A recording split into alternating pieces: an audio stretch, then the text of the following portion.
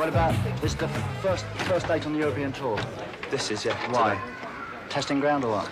No, we've been playing pretty constantly for the past 2 months, so we actually played on Tuesday in London, so it's not a testing ground. Okay. It's just because it's convenient to start here. Wherever we started, people would think it was a testing ground. You're doing a lot of tours recently, aren't you? Why's that? All of a sudden, all of these concerts all over the place. Well, because we didn't do any live work the first half of the year, we thought we'd put it all in now. It's good fun. It's nice having this group. It's really good to actually play live with. I don't know, we're having a lot of fun, so it seems like a good idea to go out and play while we're having fun, because we might not next year. How do you feel that the concert is sold out? I'm happy. You're happy? Yeah. What about, this is the first date on the European tour? This is, yeah.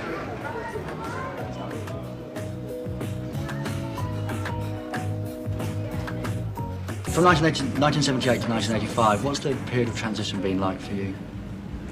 Slow, but comfortable. It's been just how we wanted it, really. Same label, exactly the same people.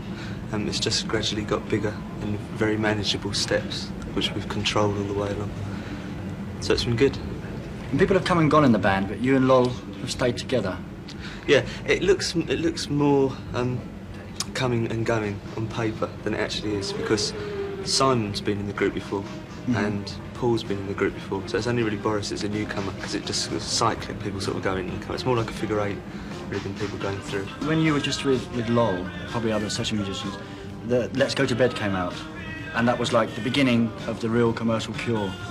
Was it deliberate, or did you want to do that? You say that, but everyone conveniently forgets songs like Boys Don't Cry and Jump in Someone Else's Train, and they were all singles as well. So it's only like the second time we tried it, it worked. It was deliberate, yeah. Let's Go to Bed was probably the only contrived record we ever made and ever will make, because it was designed to completely break the mould of what the Cure had become, which I thought was very static and almost stagnant. So I wanted to attract a new audience, make everybody young again. What about the new singles, In Between Days and Close to Me? They're really up songs. Have you found some new optimism or something? It's always been there. I just find it easy to express it now in songs. I never used to be able to put any feelings of optimism or hope or anything into songs. It was always complete despair. Even though my actual personality was always quite balanced. It was balanced as it is, you know. But now, what the Cure do tends to reflect like a whole more than just one particular piece of. It's more like a group mentality, a group feeling really, than just me, because everyone's involved in it.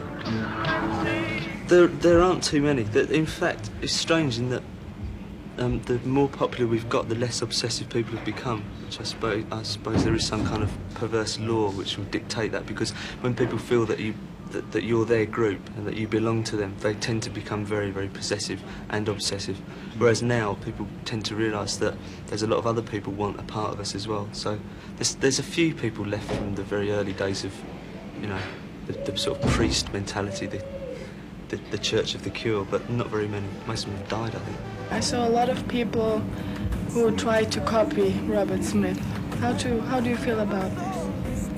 Clothes and hairstyle. Yeah, but again, I mean, I never copied anyone in looks. I used to admire people like Alex Harvey, and I used to think it would be really good to be like Alex Harvey. But I would never have taken it to the extreme. Although he used to wear a black and white T-shirt, and I bought a black and white T-shirt, so I must have wanted to. No, they copy you. Yeah, I know, but I'm just explaining that when I was younger, I had a similar mentality. I think everybody does to an extent, whether it's to do with music or sport or literature. You always have to have someone who you will admire. Just some people tend to take it to an extreme, and it's particularly easy when you're involved in a pop group. This is a horrible expression, but I mean, I'd rather people copied me than copied George Michael, but I'd rather they didn't copy anyone, but they do, so it doesn't really affect me. You started off in the days of punk. Do you still feel anything of that original spirit? Yeah, we've always retained, I think, just the attitude of it, in that we've never acceded to business demands. We've never really compromised what we do, our attitude towards what we do. But the thing is that punk is like another thing that as more and more time elapses between its occurrence and the present day, it's made into something more than it was, because at the time, it was really just entertainment, pure and simple. It was just fun. We used to just go out and go to concerts, and it was something to do. It was a way of passing the time, and it's now become like a social phenomenon, which never really happened. For the people involved in it, you were never aware of anything other than the fun side of it. It was only older people who wanted it to be some great radical step.